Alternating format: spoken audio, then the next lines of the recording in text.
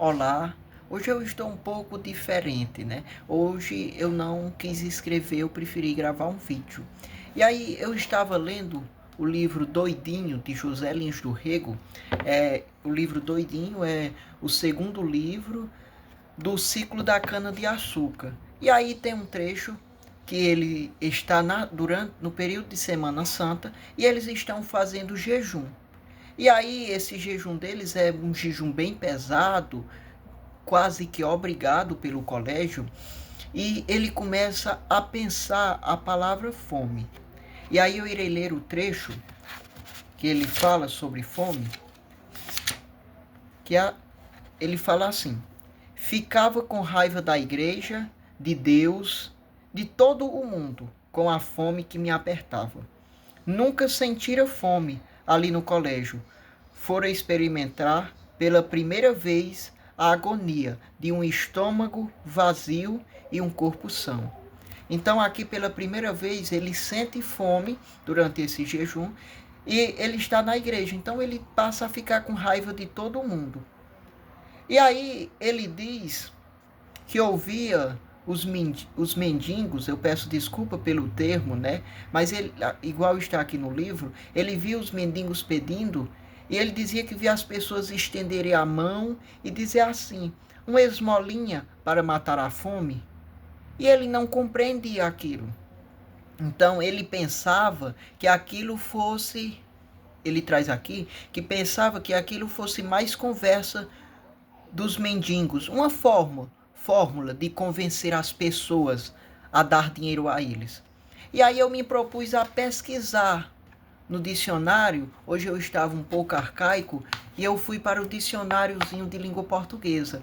E o significado da palavra fome diz assim: fome, sensação causada pela necessidade de comer, falta de alimentos, carência, miséria.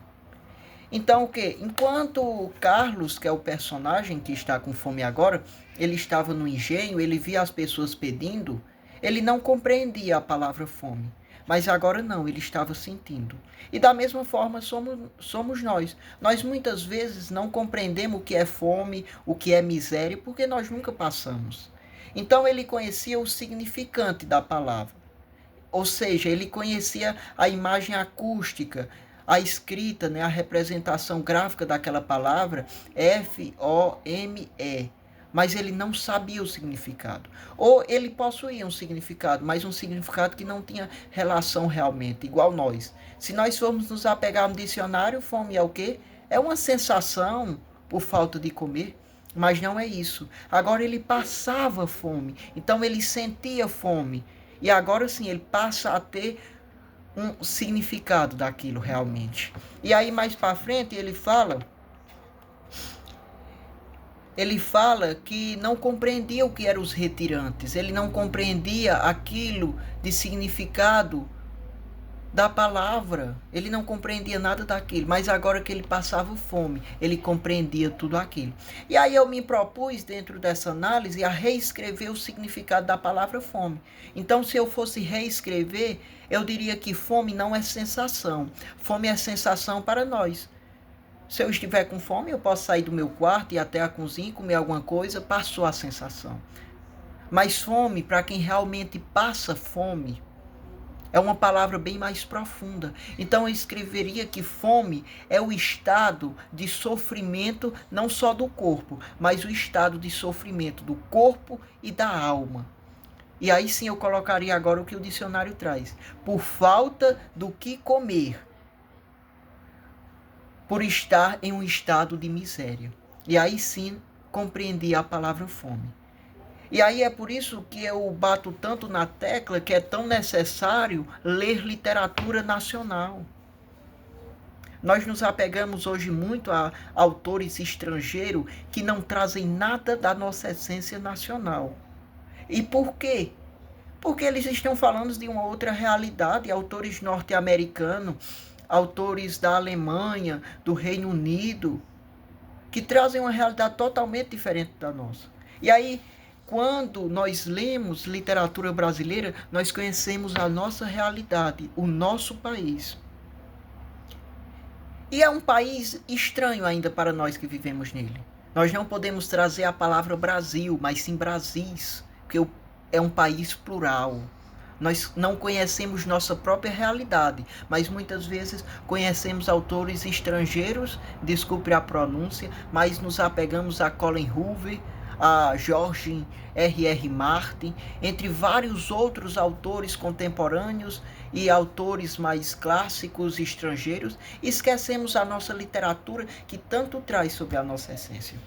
Então, hoje eu quero aqui deixar essa sugestão de leitura do livro Doidinho, mas antes de ler Doidinho é necessário ler Menino de Engenho. E aí, para que todos nós possamos juntos fazer essa análise de palavras, essa análise de vivências, essa análise do que é fome, do que é a miséria do Brasil. O Brasil possui miséria, o Brasil possui ainda as amarras do sistema escravista, que nós podemos ver tudo presente nos livros de José Lins do Rego e de diversos outros autores. Então, dentro dessa temática de fome, dentro dessa temática de miséria, eu quero deixar a recomendação do Ciclo da Cana, de José Lins do Rego, o 15, da escritora cearense Raquel de Queiroz, Vidas Secas, de Graciliano Ramos, entre diversas outras obras que tratam dessa temática. Então, nós precisamos largar. Eu fico triste, muitas vezes me emociono, muitas vezes eu choro quando eu vejo as pessoas estão apegadas à literatura estrangeira, os que ainda leem, e as pessoas estão deixando de ler. Os que leem estão apegados à literatura estrangeira, enquanto nós possuímos uma literatura tão rica, como Lins do Rego, como Graciliano, como Raquel, que são imortais em todos os quesitos, imortais da academia e imortais na literatura. Pessoas que trouxeram grandes contribuições para compreender esses Brasis que formam um único país. E tem um escritor, que agora eu não lembro o nome, mas que posteriormente eu posso estar deixando aqui, que ele fala que quando leu os livros do Nordeste, ele se sentia em um outro país. E por que ele se sentia em um outro país? Porque ele era do Acre, ele vivia no Acre, então o Acre, a região amazônica, é a região das águas. Ele não imaginava um Brasil de secas, ele imaginava um Brasil com águas. Então, da mesma forma, somos nós. Nós precisamos imaginar um outro Brasil, porque existem diversos Brasils. E eu deixo aqui a minha recomendação do livro Doidinho, de José Lins do Rego, e de diversos outros. Estou à disposição também para conversar sobre literatura brasileira, literatura nossa.